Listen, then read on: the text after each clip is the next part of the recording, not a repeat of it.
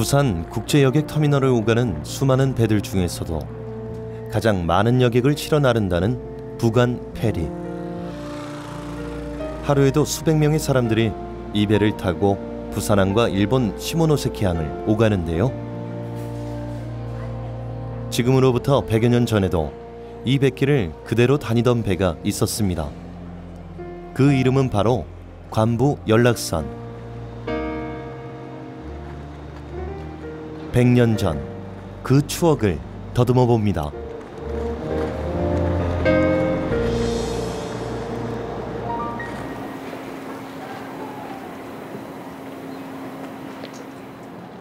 부산항을 출발해 시모노세키시까지 현해탄을 가로질러 가는 132마일의 항로.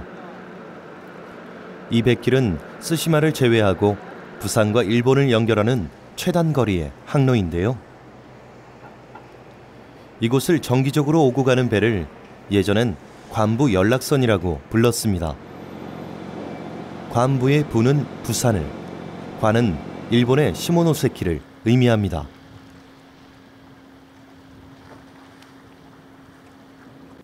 보통 항구와 항구를 연락하면은 무슨 선하고 많은데 관부 연락선이라고 그랬어요.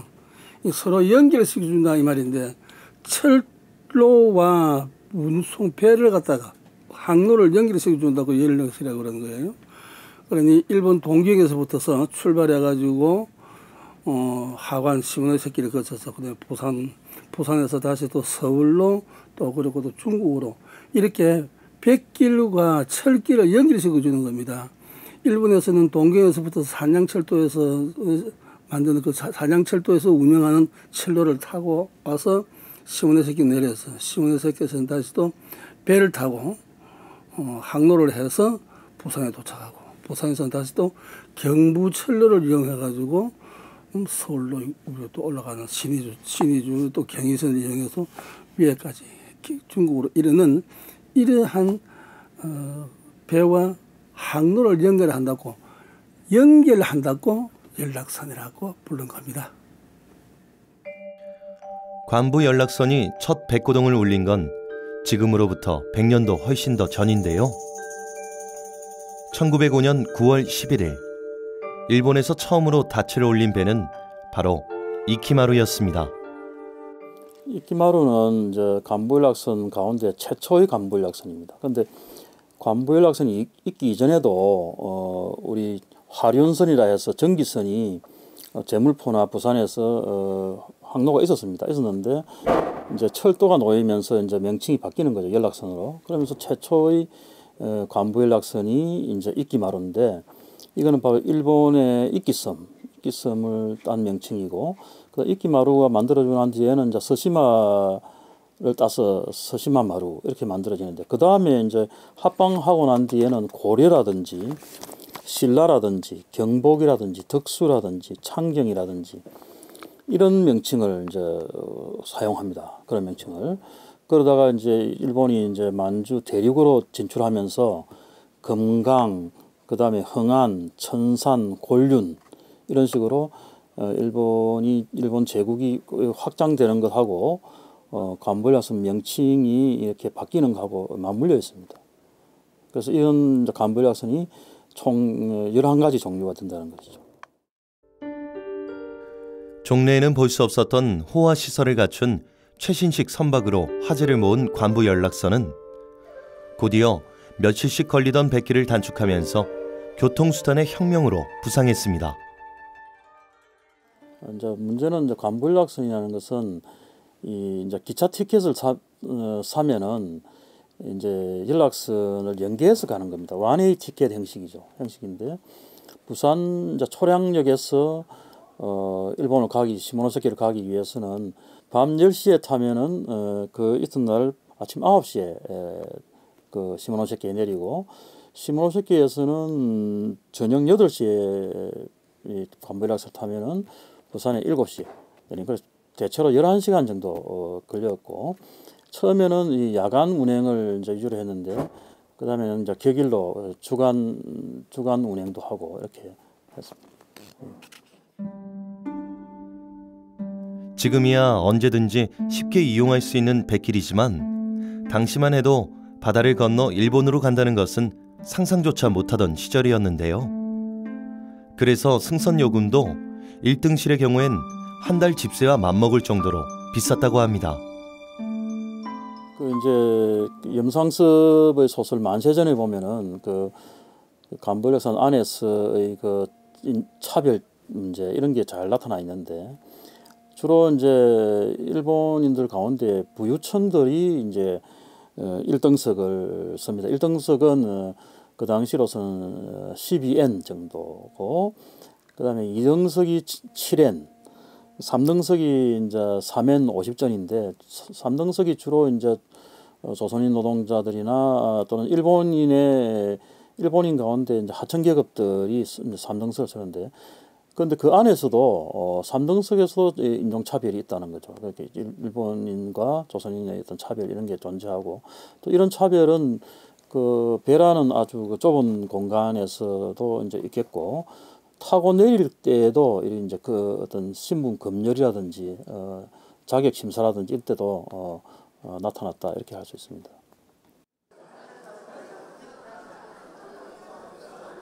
부산 국제여객 터미널. 매일같이 이곳은 한국과 일본을 오가는 이들로 북적이는데요. 100여 년 전 부산항의 풍경 역시 크게 다르지 않으리라 짐작됩니다. 관부 연락선이 다니던 그 시절, 이곳엔 일제의 선동으로 일확천금을 노리고 조선에 건너온 일본인과, 그리고 공부를 위해 또는 강제징용 등으로 일본으로 떠나는 조선인들이 뒤섞여 있었을 텐데요. 관부 연락선을 탈 때에도 조선인과 일본인의 차별은 극심했다고 합니다. 쉽게 오가지 못했죠. 그게 그 배를 타려고 그러면은 일본인들에서 쉽게 오갔습니다만은 우리 조선인이 그 배를 타려고 그러면은 감찰이 심했습니다. 먼저 도항 정명을 꺼야 됩니다.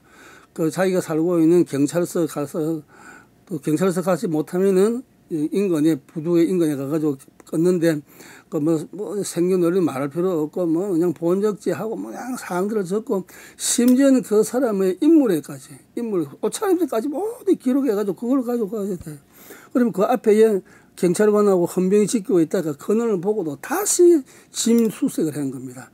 혹시 그 시절에 그 독립운동하는 사람들이 많았기 때문에 독립운동하는 사람이 밀양을 한다든지 그렇지 않으면은 피양을 하는 것이 아닌가 싶어서 짐 수색이 많아서 이 조선인과 일본에 대한 그 대접이 확연하게 달랐죠.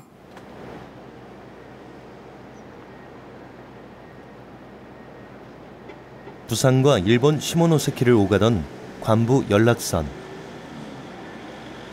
식민지 시대의 아픔이 고스란히 녹아있는 선박이지만, 그러나 이의 등장으로 긍정적인 변화도 없지 않았습니다. 항공편이 전혀 없던 당시 상황을 고려하면 일본을 통해 서양의 선진 문물이 들어오는 창구 역할을 톡톡히 했습니다. 어차피 배가 오고 가면은 그 배에서 내리는 것들이 모두 물자 아니겠습니까? 그 물자들이 시시각각 변해지는 물자들이 우리나라로 왔다 갔다 그러면, 우리나라에서 가는 것은 주로 뭐 곡물이나 곡식이나 이러한 그 우리나라에서 나는 그 생산품들이 일본으로 건너야 되어 있습니다만, 일본에서 건너오는 것은 새로운 문화입니다. 우리로서는 전혀 구경하지 못하는 뭐 양산도 구경 왔을 것이고 말이죠. 또 우리가 제일 우려하고 있던 그 여자들, 그 정신대의 젊은 여성들, 17, 14살 되는 젊은 여성들도 막연하게 어디 간지도 모르게 끌려갔던 것도 역시 마찬가지로 이 간부 연락선 3등 객실이었다고 그러거든요. 그러니 이 간부 연락선이 문화를 주고받은 것도 사실이지만은 우리나라로 봐서는 아주 씻지 못할 상처 같은 그런 앙금 같은 것들이 많이 남아있는 것이 관부 연락선이죠.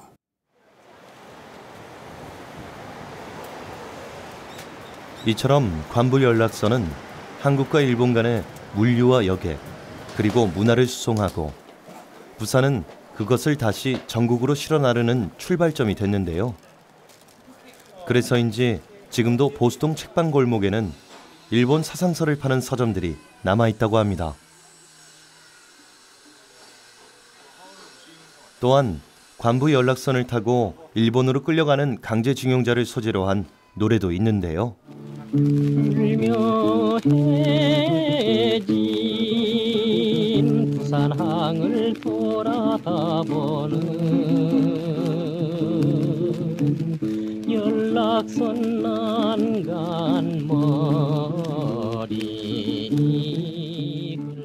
이외에도 관부 연락선은 숱한 일화를 만든 것으로도 유명했습니다.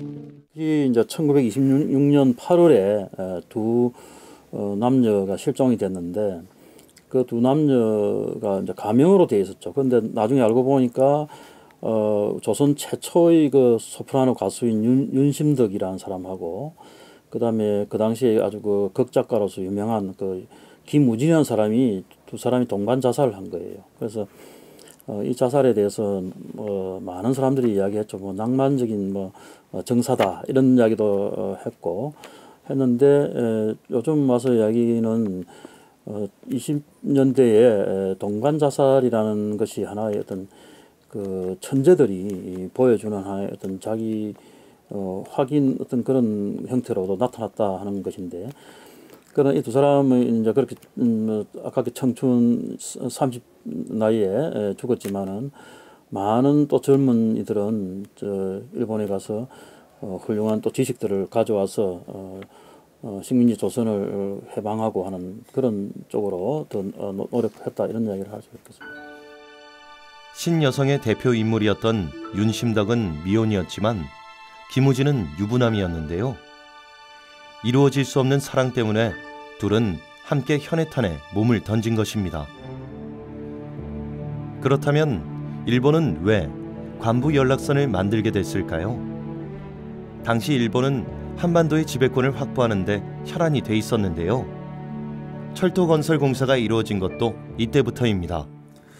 1906년 10월 때가 되면은 목 장교를 만듭니다. 철도청 장교라 하기도 하고 부산 장교라고 그러는데 연안부도 그쪽 쪽에서 길쭉하게 나무로서 다리를 만듭니다. 그러다가 1912년이 되면은 제1장교가 만들어집니다. 제1부도가 만들어집니다. 만들어진 자료가 지금의 국제부도 옆입니다.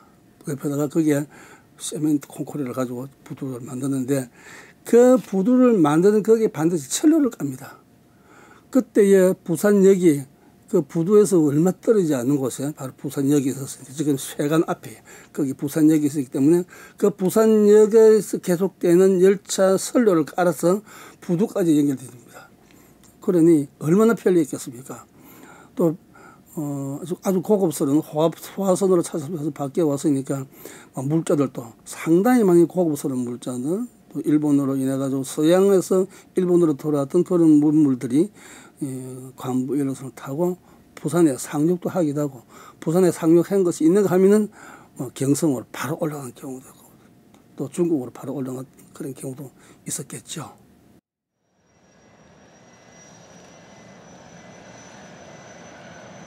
일본은 철도 개설과 더불어 부산항을 확장하기 시작했습니다. 전쟁에 필요한 대규모의 물자 시설 수송을 위해서는 이에 걸맞는 부두 시설이 필요했기 때문인데요. 그래서 일본의 수도 도쿄에서부터 시모노세키시까지 이어진 철길과 한반도를 관통하는 철길을 연결하는 것이 관부 연락선의 역할이었습니다. 우리 그때 살고 있던 살림살이라는 것이 집들이 따닥따닥 붙어 있고 그 마차가 하나 다닐 정도의 길밖에 안 됐는데 일본 사람들이 새로운 시가지를 개척함으로 말미암아서 신장로라 하는 말이 생겼죠. 그렇게 하면서 도로가 넓어지게 됩니다. 차 2대가 다닐 수 있는 정도의 도로가 넓어진다든지 차 한 대가 다닐 수 있는 도로가 만들어진다든지 하는 것이 그때 형편이 되는 것인데 일본 사람들이 그들이 살기에 편리하도록 만든 것입니다. 일본 사람들이 주로 살았던 일본인들 마을이 중구 지역이었으니까 조차지라고 그러고 일본인들이 거류지라고 했던 이곳 사는 사람들이 편리하게 하기 위해서 그러한 땅을 매축한다든지 도로를 만든다든지 거기에 일본식의 집을 짓는다든지 하는 것은 그런 목적을 해서 만든 것입니다. 그러나 차츰차츰 시간이 지나면서 일본인들은 대륙을 집어삼키고 싶은, 우리나라는 물론 말할 필요 없고 우리나라부터 비롯해가지고 중국의 큰 대륙까지 자기들이 정복해야 되겠다는 그 야심의 불꽃을 태우면서 그 전진기지로서 부산을 매축을 해서 부두를 확장하게 되는 것이라고 생각하면 분명합니다. 포츠머스 강화 조약이 맺어진 직후 첫 관부 연락선이 출항하면서 일본에서 만주까지 기존에 16일 이상 걸리던 것이 단 6일이면 충분해졌습니다.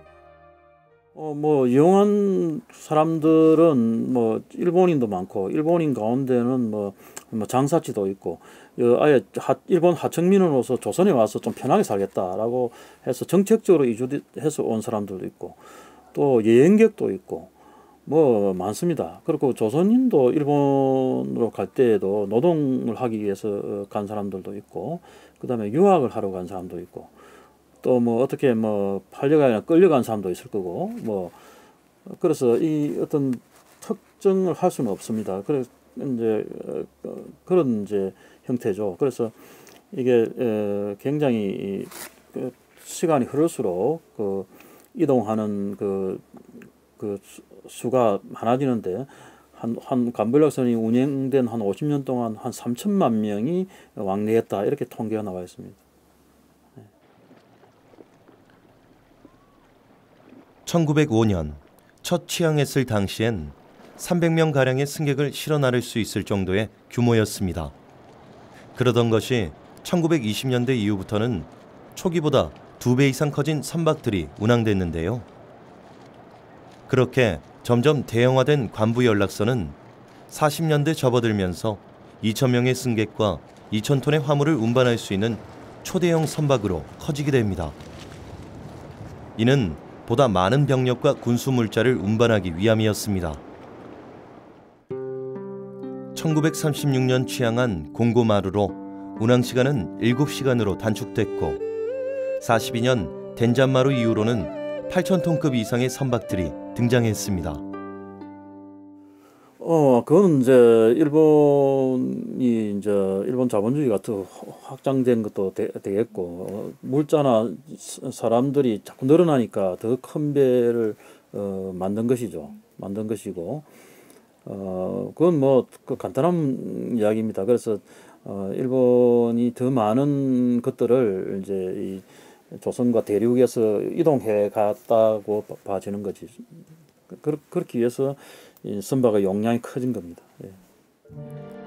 그런데 태평양 전쟁이 발발하면서 1943년 곤륜환이 미 연합군의 폭격을 받게 되는데요. 이 관부 연락선의 마지막 흔적이 일본 시모노세키시 히오리야마 공원에 남겨져 있습니다. 곤륜환 위령비가 바로 그것인데요. 일본식으로 하면 대동아 전쟁이고, 이제 미국식으로 하면 태평양 전쟁인데, 이제 전쟁이 한창 진행되면서 1943년경에 가면은 대한해협을 우리가 현해탄이라 하거든요.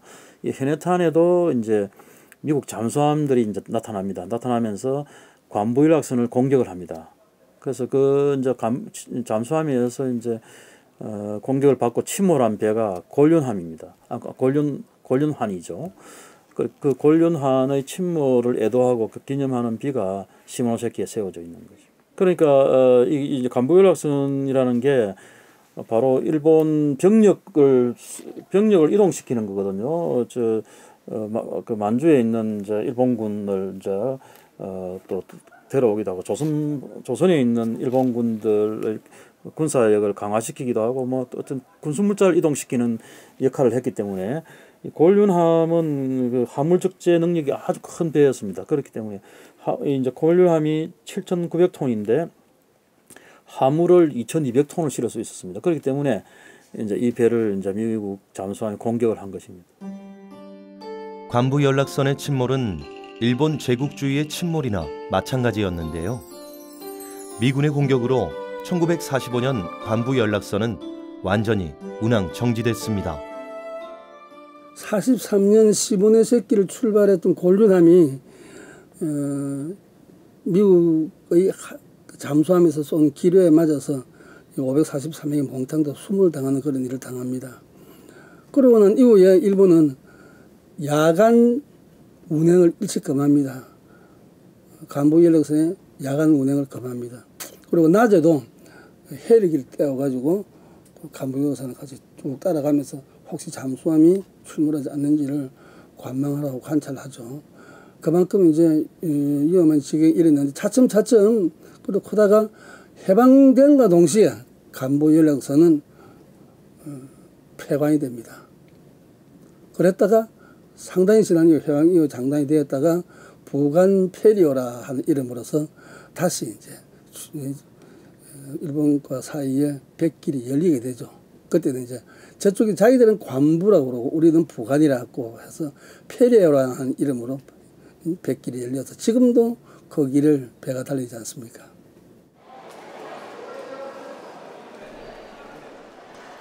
부산과 일본을 연결하는 이 항로에 다시금 백고동이 울리게 된 건 한일 국교 정상화 이후인 1970년 이후부터입니다. 매일 하루 한 차례 현해탄을 건너 양국을 오가는데요. 보따리 무역상이나 관광객, 단체 여행객들이 그 옛날 관부 연락선이 다니던 백길을 건너가고 있습니다.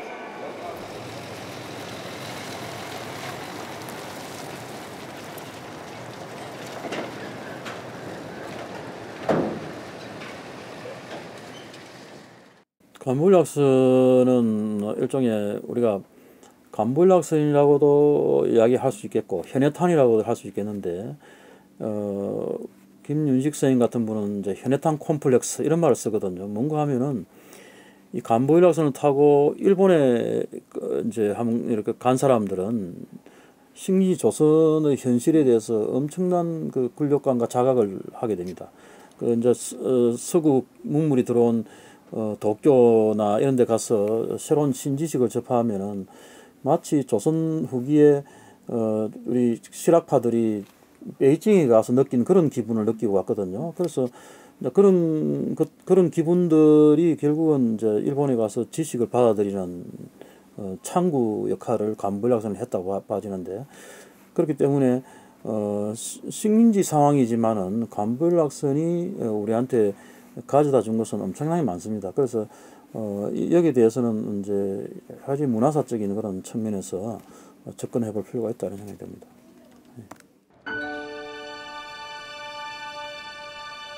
현해탄의 백길이 다시 열린 지도 어느덧 40여 년.